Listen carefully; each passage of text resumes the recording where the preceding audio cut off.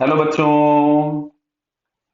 यहाँ क्वेश्चन में लिखा है two speakers separated by some distance emit the sound of same frequency at some point P the intensity due to each speaker is I not. Clear है। The path difference from P to one is lambda by two greater than that from the other. Clear है। समझो जैसे कैसे। यहां मान लो दो speakers हैं S1 और यहां कहीं पे S2, यहां कहीं पे कोई भी पॉइंट हम मान लेते हैं P। तो एक ये पाथ होगा हमारे पास S1P और एक पाथ हम लोगों के पास होगा S2P।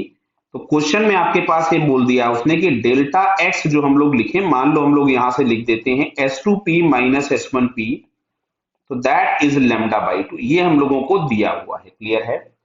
ग्रेटर देन, ठीक है, फ्रॉम द अदर स्पीकर। अब पूछा है what is the intensity at P if the speakers are coherent and in the same phase. तो ये पहले वाले पार्ट को अगर हम लोग सॉल्व करें तो देखिए इंटेंसिटी का जो रिलेशन होता है, जनरल रिलेशन, वो पहले मैं आपके पास लिख देता हूं, फिर हम लोग यहाँ पे वैल्यूज निकालेंगे। तो जो इंटेंसिटी का जनरल रिलेशन हम लोग लिखते हैं, रिजल्टेंट इंटेंसिटी, उसको हम लोग लिखते हैं I1 plus I2 plus 2 under root I1 I2 cos of phi. अगर ये दोनों कोहेरेंट सोर्स दिए हुए हैं तो ये हो जाएगा I0 plus 2I0 cos five. Clear. तो यहां से हम इसको लिख सकते थे 2I0 plus 2I0 cos five. अब ये जो फाइव हम लोगों के पास होता है ये फेज डिफरेंस होता है, और फेज डिफरेंस हम लोग फाइंड करते हैं पाथ डिफरेंस के टर्म्स में। किसमें? पाथ डिफरेंस के टर्म्स में। तो यहां से ए हम लोग निकालते हैं।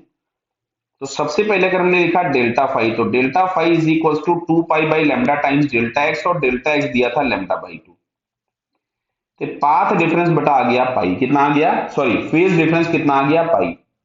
अभी खैर हम लोगों को इतनी देर में समझ में आ गया होगा कि अब इसको हम लोग लिखेंगे 2I0 प्लस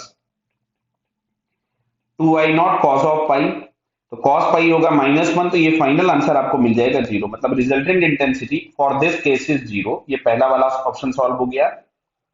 अगर बोला स्पीकर्स आर इनकोहेरेंट, क्लियर है, तो ये ध्यान रखना बेटा, अगर स्पीकर्स नॉन कोहेरेंट होते हैं तो जो रिजल्टेंट इंटेंसिटी हम लोगों के पास मिलती है वो डायरेक्टली हम लोगों को आती है I1 प्लस I2। इसको हम एवरेज इंटेंसिटी भी बोलते हैं।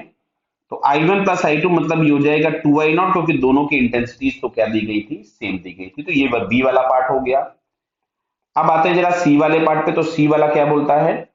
If the speakers are coherent but have phase difference 180 degree. तो देखिए यहाँ पे, अब यहाँ पे दो चीजों की वजह से फेज डिफरेंस आएगा। क्यों? एक तो ये पाथ डिफरेंस की वजह से, और दूसरा हमारे पास ये जो इनमें खुद में पहले से एक फेज डिफरेंस है उसकी वजह से। तो अब देखो यहां से जो हम लोगों को डेल्टा फाइव मिलेगा उसको हम लोग यहां से लिखेंगे five one plus minus five.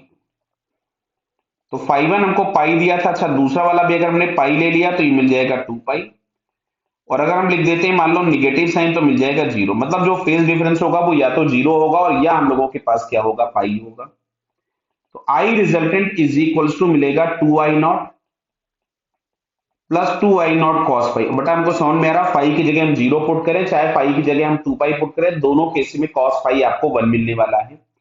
जब दोनों ही केसेस में 1 मिलने वाला है तो ये फाइनल आंसर हम लोगों के पास हो जाएगा 4I0। क्या बेटा क्लियर होता है? तो रिजल्टेंट इंटेंसिटी थर्ड केस में हम लोगों को मिल जाएगी 4I0। नेक्स्ट देखते हैं। अच्छा, तीन ही केस थे तो तीन डिफरेंट आपके पास सिचुएशंस में ये आंसर मिलेंगे। क्लियर है बेटा? Okay, all the best.